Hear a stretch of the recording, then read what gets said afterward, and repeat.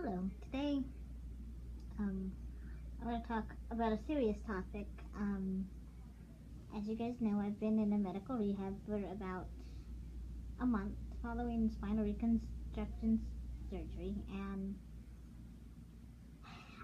sometimes I go through depression, sometimes other things, but um, everything's a learning experience. Everything is here to teach us something, whether we like it or not.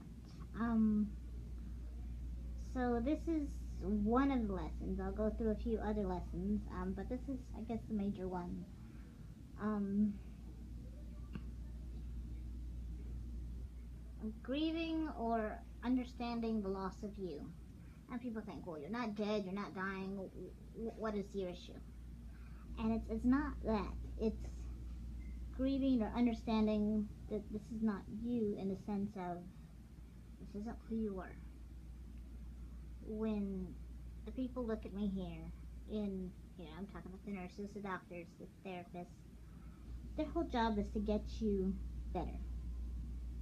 The thing is that they don't know who you were, so better for them is physical, not getting back to life. Um, in the sense that when they see you, they see patient number blah blah blah. They see patient number 4, whatever it is. They don't see the doctor or the veteran or the soldier or the the mother of 15, or in my case the graduate. I graduated college. They don't see the academic, they don't see the scholar, they don't see the babysitter, the nurturer. They just see what you cannot do and get you back to where it was. And you forget who you were. There's something very humbling about losing control of whatever faculties you may treasure, whether it be your digestive system, your bowel system, eating, seeing, whatever it is, you lose it for whatever reason.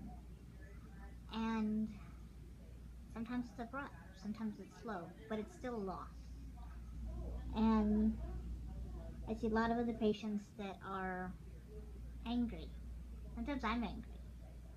And it's not that I'm angry at the nurses or doctors or myself. It's I want them to see me. See that person I was, not who I am. And this doesn't have to just be your profession or your family. It's who you were, what you enjoyed. They can't see you in the way of you shopping at the mall when you're laying in a bed, unable to move your toe. They don't see that. They don't see the lively person that dyed their hair funny colors and, listen to alternative punk rock. They don't see that person. They just see what's before them. And so,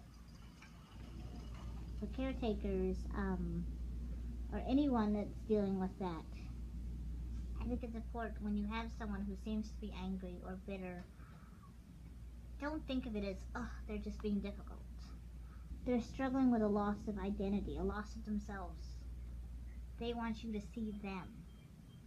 You don't know who they were, who they might have been, who they will be. So when you go passing judgment, or when you say things like, well, I don't think I can't see this person walking, or running, or doing anything, whatever it is, you're denying them not just their ability, but who they were, whether it's true or not. You can't say that because none of us are God, and none of us know what any of us can do. Um, so that loss of control, you really won't understand it unless you go through it. And those who have gone through it, I urge you to type it in the comments how you feel. And this could be illness too.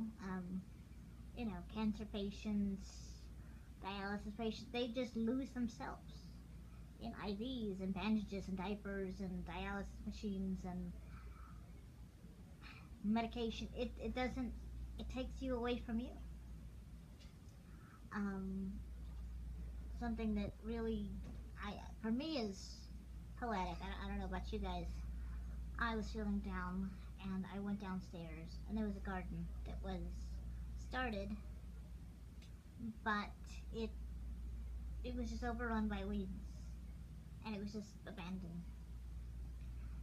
And the weeds were just overrunning this poor little garden. All the shrubs were being choked and were dying.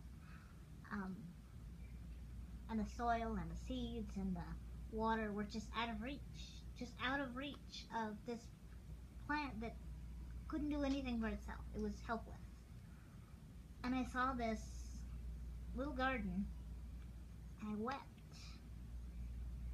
And it wasn't for the plants. It was because I could identify, I could project my helplessness onto this plant. That we see ourselves, we see who we are, we know what we want, and because of whatever illness our bodies have taken, we can't reach it. So that's just the first little lesson, and I'll do a series of one more also that's about um, the flip side of the coin, how this can be a positive place, and I'll put that in the next video, so stay tuned.